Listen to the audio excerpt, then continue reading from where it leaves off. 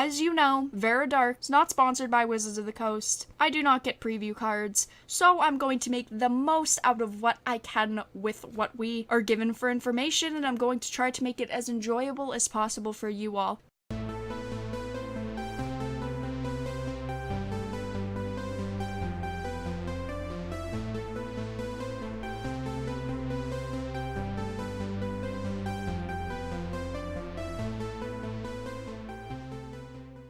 Hey guys, it's Vara, and today we are going to be talking about a couple of spoiled cards from Guilds of Ravnica. Now, I've been following the spoilers pretty frequently.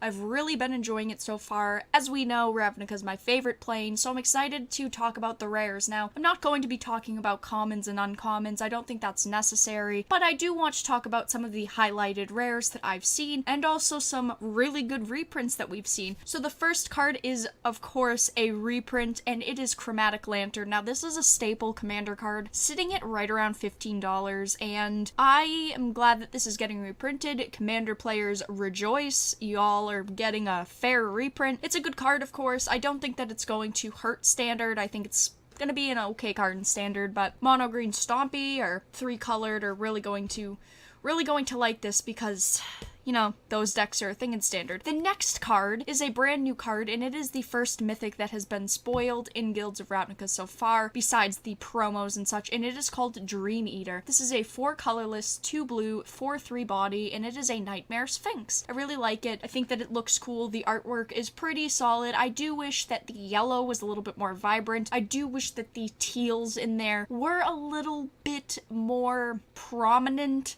I wish the color saturation was a little bit different, but that's okay. It has flash and it has flying. When Dream Eater enters the battlefield, Surveil 4. Surveil is the newest Dimir mechanic. When you do, you may return target non-land permanent an opponent controls to its owner's hand. And then Surveil 4, look at the top 4 cards of your library, then put any number of them into your graveyard and the rest on top of your library in any order. This is a fair card. Personally, I do think that I will be adding this to my Modern Illusions deck. Now, it's not an illusion or anything, but I really like the flash, I really like the flying, of course, the 4/3 is good, and then I really do like the Surveil 4, and then when you do, you return a target non-land permanent. I do really like this card overall. I do think that this is going to have some kind of good synergy in some kind of deck. I could see this being a card that I personally will use. The next card is Niv Mizzet Perun. Now, we've been waiting for a new Niv Mizzet, and we finally got one. Look at the arms on him. If him and Nico Bolas had a wrestling match, an arm wrestling match,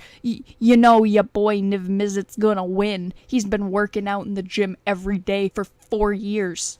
He is a 3-blue, 3-red, 5/5 legendary creature dragon wizard. This spell can't be countered. He has flying. Whenever you draw a card, Niv Mizzet Perun deals 1 damage to any target, and then his last ability is what makes him really good in EDH. It's whenever a player casts an instant or sorcery spell, you draw a card. I don't think this is going to be good in any format. I'm just going to say it. Niv Mizzets are always harder to cast. They're always okay, but their spells aren't as great as their cost, and I don't see him being used that much. I could see him maybe being used in Commander. Of course, any card could really fit into Commander, honestly. Let's just put that out there, but I don't see him being used in any sort of constructed except Commander, and I don't really think he's that draftable, so he's an okay card. Glad to see another Niv Mizzet, but he's not that amazing. And the last card is already being so highly debated. Everyone is already going crazy about this card. This card is Assassin's Trophy. This card is great. It is a 1 black, 1 green instant, and it reads, destroy target permanent an opponent controls. Its controller may search their library for a basic land card, put it onto the battlefield, then shuffle